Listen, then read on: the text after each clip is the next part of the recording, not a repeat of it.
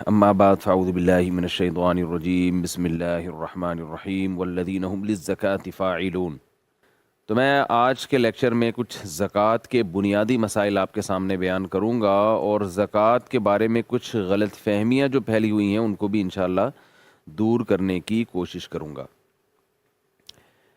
پہلی بات تو یہ سمجھ لینی چاہیے کہ یہ خوب سمجھ لیں کہ رمضان جو ہے وہ زکوٰۃ کا مہینہ نہیں ہے۔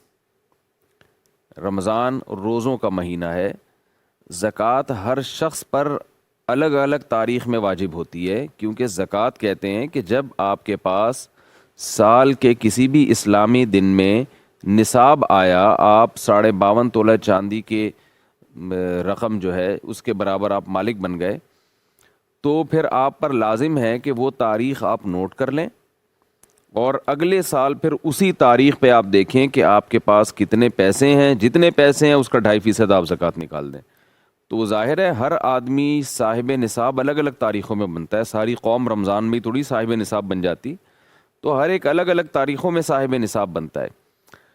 تو اس لیے کسی کے پر 1 محرم کو زکوٰۃ لازم ہو رہی ہوتی ہے، کسی پہ 2 کو، کسی پہ 3 محرم کو، کسی پہ ربیع الاول میں ہو رہی ہوتی ہے، کسی پہ ربیع الثانی میں زکوٰۃ لازم ہو رہی ہوتی ہے۔ ہر ایک کا سال الگ ہے،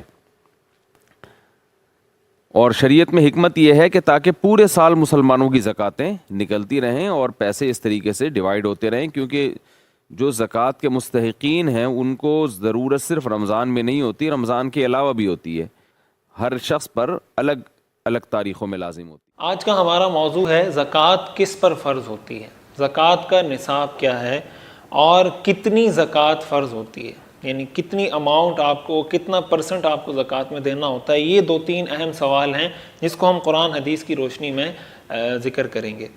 سب سے پہلے اس کے لیے جو اصل ہے وہ ایک حدیث ہے، ابو داؤد میں موجود ہے، حضرت علی رضی اللہ تعالیٰ عنہ اس حدیث شریف کے راوی ہیں۔ پہلے ہم اس حدیث کو اور اس کا ترجمہ سمجھتے ہیں اور اس کے بعد پھر اس کی تشریح کی طرف آتے ہیں۔ حضور علیہ الصلاۃ والسلام نے ارشاد فرمایا، اذا كانت لك 100 درہم وحال علیہ الحول ففیہا 5 دراہم، کہ جب تمہارے پاس 200 درہم ہوں اور اس پر سال گزر جائے تو اس میں 5 درہم زکوٰۃ لازم ہے۔ وَلَيْسَ عَلَيْكَ شَيْءٌ یعنی فِي الذَّهَبِ حَتَّى يَكُونَ لَكَ 20 دیناراً، اور سونے میں اس وقت تک زکوٰۃ نہیں جب تک وہ 20 دینار نہ بن جائے۔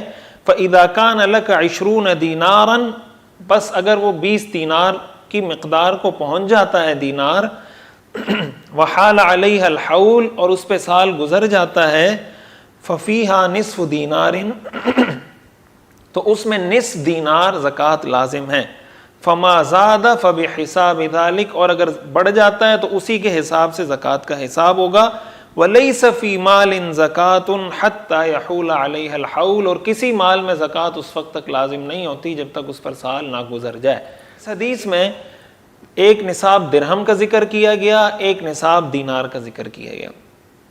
درہم چاندی کا ہوا کرتا تھا اور دینار سونے کا ہوا کرتا تھا۔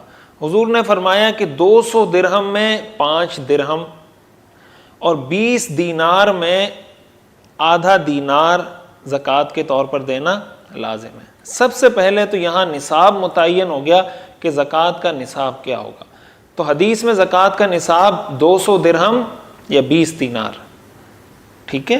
اسی کو جب وزن کیا گیا، اسی کا جب حساب لگایا گیا، تو چاندی کے حساب سے جب 200 دینار کا وزن لگایا گیا تو 200 دراہم کا وزن لگایا گیا، تو 200 دراہم کا وزن 52.5 تولہ چاندی بنتی ہے۔ اور 20 دینار کا جب وزن لگایا گیا، 20 دینار کا وزن کتنا ہوتا ہے، تو وہ 7.5 تولہ سونا بنتا ہے۔ اس لیے کہا جاتا ہے کہ چاندی میں زکوٰۃ کا نصاب 52.5 تولہ چاندی، اور سونے میں زکوٰۃ کا نصاب 7.5 تولہ سونا ہے۔ ایک تو یہ بات طے ہو گئی۔ دوسری بات اس حدیث سے یہ معلوم ہوئی، اس حدیث سے یہ تو پتہ چل گیا کہ سونے میں بھی زکوٰۃ ہے اور چاندی میں بھی، چاندی پر بھی زکوٰۃ لازم ہے، سونے پر بھی زکوٰۃ لازم ہے۔ دوسرے نمبر پر ایک شرط اس حدیث میں پتہ چلی کہ سال گزر جائے، کسی بھی مال پر سال گزرے بغیر زکوٰۃ فرض نہیں ہوتی۔ دیکھیں یہ بھی شریعت کا ایک بہت ہی ایک بہترین اصول ہے کہ بعض اوقات اگر کسی آدمی کے پاس 10 دن کے لیے پیسے آتے ہیں اور پھر چلے جاتے ہیں، اس کے ہاتھ سے نکل جاتے ہیں، تو اگر اس پر زکوٰۃ فرض کر دی جائے تو اس میں یہ پہلو نکلتا ہے کہ یار وہ تو 10 دن کے لیے پیسے آئے تھے، آپ نے اس پہ زکوٰۃ فرض کر دی، تو شریعت نے 1 سال کا پورا عرصہ دیا ہے۔ اس کا مطلب یہ کہ اگر 1 سال اتنی اسٹیبلٹی رہتی ہے کسی آدمی کے مالی اعتبار سے کہ وہ سال کے شروع میں بھی صاحب نصاب تھا، سال کے آخر میں بھی صاحب نصاب ہے، اٹ مینس کہ اب اس کو کہا جا سکتا ہے کہ اس پہ زکوٰۃ فرض ہے اور اس کو ایک مالدار شخص کنسیڈر اور ڈکلیئر کیا جا سکتا ہے، اس لیے کہ پورا سال ایک بہت بڑا عرصہ ہوتا ہے، ایک بہت بڑی ڈیوریشن ہے۔ اس لیے شریعت نے یہ بھی ایک، اور ظاہر اسلام دین فطرت ہے تو اسلام نے اس کا بڑا لحاظ رکھا۔ ایک اس کا پتہ چل گیا۔ دوسری بات کہ سال گزرنا، اس کی تفصیلات کی طرف میں بعد میں آتا ہوں۔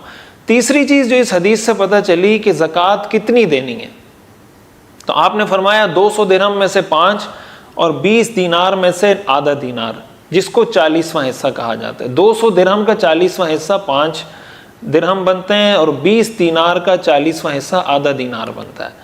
اس سے پتہ چلا کہ زکوٰۃ کی مقدار کتنی ہے۔ تو زکوٰۃ کی مقدار، اس کو آپ 2.5% بھی کہہ سکتے ہیں، اس کو آپ 40واں حصہ بھی کہہ سکتے ہیں۔ یہ 3 چیزیں اس حدیث سے معلوم ہو گئی کہ چاندی کا نصاب کیا ہے، سونے کا نصاب کیا ہے، نمبر 1۔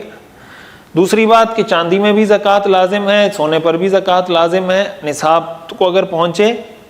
تیسری بات کہ زکوٰۃ کے لیے سال گزرنا شرط ہے، اور چوتھی بات کہ زکوٰۃ کتنی دینی ہے۔ اب ہم آتے ہیں پہلی بات کی طرف۔ دیکھیں کہ سب سے پہلے اس بات کی طرف آتے ہیں کہ زکوٰۃ کن کن چیزوں پر فرض ہے، کون کون سی چیزیں ہیں جن پر زکوٰۃ دینا فرض ہے۔ تو اس کو ایک حدیث کی روشنی میں سمجھتے ہیں۔ حدیث میں آتا ہے، حضور علیہ الصلاۃ والسلام نے ارشاد فرمایا، لیس علی المسلم فی فرسہ ولا عبدہ صدقہ، کسی مسلمان پر اس کے گھوڑے میں اور اس کے غلام میں صدقہ زکوٰۃ لازم نہیں ہے۔ اس حدیث کو معیار بنا کر، دلیل بنا کر فقہا نے یہ اصول ذکر کیا کہ جو چیزیں انسان کے ذاتی استعمال کی ہوں ان پر زکوٰۃ فرض نہیں ہے۔ گھوڑا تو ایک مثال ہے، غلام تو ایک مثال ہے۔ اگر کسی کے پاس ذاتی استعمال کی گاڑی ہے، ذاتی استعمال کے لیے گھر ہے، رہنے کے لیے اس نے گھر بنایا ہوا ہے، وغیرہ وغیرہ، ذاتی استعمال کی جتنی بھی چیزیں ہیں وہ مال زکوٰۃ نہیں ہیں، وہ قابل زکوٰۃ ایسٹ، زکاتیبل ایسٹ نہیں ہے، ان پر زکوٰۃ فرض نہیں ہوتی۔ اب زکوٰۃ فرض ہوتی ہے 4 چیزوں پر، سونا، چاندی، یہ تو 2 حدیث میں آ گیا۔ تیسری چیز ہے کیش، نقد رقم کسی کے پاس ہے، اور چوتھی چیز ہے مال تجارت۔ مال تجارت کی ڈیفینیشن کیا ہے، اس کی طرف ہم بعد میں آتے ہیں۔ سونا، چاندی، کیش رقم، نقدی اور مال تجارت، ان 4 چیزوں کو کہا جاتا ہے زکاتیبل ایسٹ یا قابل زکوٰۃ اموال۔ قابل زکوٰۃ اموال ہونے کا مطلب ہے جن کی اگر آپ کے پاس موجود ہے یہ چیزیں تو آپ کو زکوٰۃ دینی پڑے گی اگر نصاب تک پہنچ جاتا ہے۔ اچھا، یہ تو ہو گئی کن چیزوں پر زکوٰۃ فرض ہے۔ دوسرے نمبر پر ہم آتے ہیں کہ زکوٰۃ کا نصاب کیا ہے۔ تو سونے اور چاندی کا نصاب الگ الگ ہے، ہم چاندی کے نصاب پہ بات کرتے ہیں، سونے کے نصاب پہ میں بالکل آخر میں بات کروں گا۔ دیکھیں چاندی کا نصاب حضور نے بتایا 200 درہم، جو آج کے زمانے میں جو وزن ہے وہ 52.5 تولہ چاندی بنتی ہے۔ تو 52.5 تولہ چاندی، آپ اس کا گوگل پہ جا کے ریٹ سرچ کر لیں کہ rate of silver today, 1 tola silver rate today, آپ کو پتہ چل جائے گا کہ آج سلور کا چاندی کا ریٹ کیا ہے۔ تو 1 تولے کا ریٹ اگر آپ کو مثال کے طور پہ ملتا ہے کہ 1070 روپے یا 1170 روپے، اس کو آپ 52.5 کے ساتھ ضرب دے دیں، آسان سا فارمولہ ہے، آپ کو پتہ چل جائے گا کہ 52.5 تولہ چاندی کی قیمت کیا بنتی ہے۔ بات کریں تقریباً کوئی لگ بھگ 88,000 89,000 روپے 52.5 تولہ چاندی کی قیمت بنتی ہے۔ تو اگر کسی شخص کے پاس 52.5 تولہ چاندی موجود ہو یا 52.5 تولہ چاندی کی جو قیمت ہے جو میں نے بتایا 88-90,000 روپے، 90,000 روپے کسی کے پاس موجود ہیں، یا اس کے پاس اتنی قیمت کا مال تجارت موجود ہے، یہ ساری چیزیں الگ الگ یا ان تینوں کو ملا لیا جائے تو اس کی اتنی قیمت بن جاتی ہے۔ مثلا تھوڑی سی چاندی ہے، تھوڑا سا کیش ہے، تھوڑا سا مال تجارت ہے، ان سب کو جمع کر لیں تو وہ 1.5 لاکھ روپے کی اماؤنٹ بن جاتی ہے، یا 1 لاکھ روپے یا 1,10,000 روپے کی اماؤنٹ بن جاتی ہے۔ اس کا مطلب اس آدمی پہ زکوٰۃ فرض ہے۔ لیکن زکوٰۃ دیتے وقت اگر آپ پر کوئی قرض ہے، آپ کے جو ذاتی اخراجات ہیں، مثال کے طور پر آپ کو تنخواہ ملی 1 لاکھ روپے، لیکن اس 1 لاکھ میں آپ نے گھر کا رینٹ بھی دینا ہے، آپ نے آٹا چینی راشن بھی لے کر آنا ہے، آپ نے بجلی کا بل بھی دینا ہے، گیس کا بل بھی دینا ہے، پانی کا بل بھی دینا ہے. تو اس طرح کی جو ضروری چیزیں ہیں. اسی طرح آپ نے کسی سے قرض لیا ہوا ہے تو اس قرض کو بھی آپ مائنس کریں گے. ان سارے ضروری اخراجات کو بھی مائنس کریں، قرض کو بھی مائنس کریں. اس کے بعد آپ کے پاس جو نیٹ اماؤنٹ ان تینوں چیزوں کو ملا کر یا ان میں سے کوئی ایک چیز اگر وہ اس حد تک پہنچ جاتی ہے 52.5 تولہ چاندی کی قیمت کو، اس کا مطلب یہ ہے کہ آپ صاحب نصاب ہیں اور آپ پر زکوٰۃ فرض ہے. اچھا، اب اسی کے ساتھ ساتھ ایک اہم بات یہ بھی سمجھنی چاہیے کہ مال تجارت کس کو کہتے ہیں. جب ہم کہتے ہیں نا کہ مال تجارت پر زکوٰۃ فرض ہوتی ہے، تو مال تجارت میں 2 بنیادی شرطیں، اس کی ڈیفینیشن، اس کی تعریف. مال تجارت کی تعریف یہ ہے کہ جو آپ نے خریدا ہو اور خریدتے وقت آپ کی نیت ہو آگے بیچنے کی. جیسے کاروباری آدمی ہے، کوئی دکان ہے کسی کی، وہ دکان میں جو چیز لاتا ہے وہ اسی لیے لاتا ہے کہ میں آگے بیچوں گا. کسی کا پراپرٹی کا کاروبار ہے، وہ پراپرٹی خرید رہا ہے اور اس نیت سے خرید رہا ہے کہ مجھے یہ میں نے آگے بیچنی ہے. کوئی گاڑی خریدتا ہے، اس کا شو روم ہے اور اس لیے گاڑیاں خریدتا ہے کہ یہ خرید رہا ہوں آگے بیچنی ہے. یہ جو گاڑی ہے، یہ جو پراپرٹی ہے، جو بھی چیز ہے، یہ مال تجارت کہلاتا ہے. تو پہلی شرط ہے کہ خریدتے وقت آپ کی نیت ہو کہ میں نے اس کو آگے بیچنا ہے.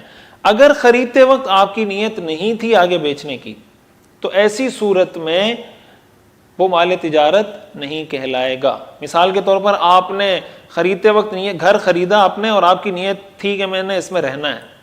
اب 1 سال آپ کے پاس وہ گھر رہا تو آپ کو سمجھ نہیں آیا، آپ نے کہا اس کو میں بیچ دیتا ہوں.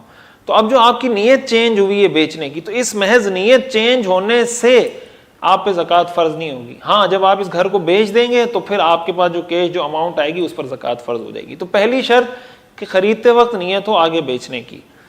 دوسری شرط کہ آپ کی اب تک وہ نیت برقرار ہو. مثال کے طور پر آپ نے گاڑی خریدی بیچنے کے لیے، آپ نے خریدی، نیت یہ تھی کہ بھائی اس کو میں آگے بیچ دوں گا، 50,000 لاکھ روپے اوپر رکھ کے آگے نکال دوں گا. بعد میں آپ نے کہا کہ نہیں، بس اس کو میں اپنے ذاتی استعمال میں رکھ لیتا ہوں. تو اب یہ مال تجارت نہیں رہا، یہ اب آپ کا ذاتی مال بن گیا، ذاتی استعمال کا مال بن گیا. تو اگر آپ کی نیت اب تک برقرار ہے، اب تک کا مطلب ہے سال جس وقت پورا ہو رہا ہے، تو اب تک اگر آپ کی نیت ہے کہ اس کو بیچنا ہے تو اب اس پہ زکوٰۃ فرض ہو جائے گی. تو یہ 2 شرطیں، خریدتے وقت بھی نیت ہو بیچنے کی اور اب تک وہ نیت بھی برقرار ہو. ان دونوں میں سے کوئی ایک شرط بھی اگر نہیں ہوگی تو یہ مال تجارت نہیں کہلائے گا اور اس پر زکوٰۃ فرض نہیں ہوگی. اسی کی روشنی میں آپ بہت آسانی کے ساتھ یہ بات سمجھ سکتے ہیں کہ اگر ایک کمپنی ہے، اس کمپنی نے اپنے ملازمین کے لیے گاڑیاں خریدی ہیں ملازمین کو دینے کے لیے، تو وہ گاڑیاں ان پر کمپنی کو زکوٰۃ نہیں دینی ہوگی. اس لیے کہ یہ گاڑیاں کمپنی نے اس لیے نہیں خریدی کہ اس کو وہ آگے بیچے گی، بلکہ اپنے ملازمین کو دینے کے لیے خریدی ہیں. اسی طرح آپ نے کوئی گھر لیا ہے، ایک آپ کا ذاتی مکان ہے اور ایک گھر آپ نے خریدا ہے کہ اس کو میں کرائے پر دوں گا اور جو مجھے اس کا رینٹ ملے گا اس سے میں اپنے گھر کا خرچہ ورچہ چلاؤں گا. تو وہ جو گھر آپ کے پاس ایکسٹرا الگ رکھا ہوا ہے، وہ چونکہ آپ نے بیچنے کے لیے نہیں خریدا، اس لیے اس پر بھی زکوٰۃ نہیں. بعض اوقات مال تجارت سے لوگ، مال تجارت کا جب لفظ استعمال ہوتا ہے تو لوگ یہ سمجھتے ہیں کہ ہر وہ چیز جو سورس آف انکم ہو اس کو مال تجارت کہا جائے گا. یہ جو بزنس پرپس، تو بزنس پرپس میں تو یہ بھی آ جاتا ہے کہ آپ نے رینٹ پہ دینے کے لیے کوئی چیز خریدی ہے، لیکن شرعی نقطہ نظر سے وہ مال تجارت نہیں کہلائے گا. تو یہ بات بھی سمجھنی چاہیے.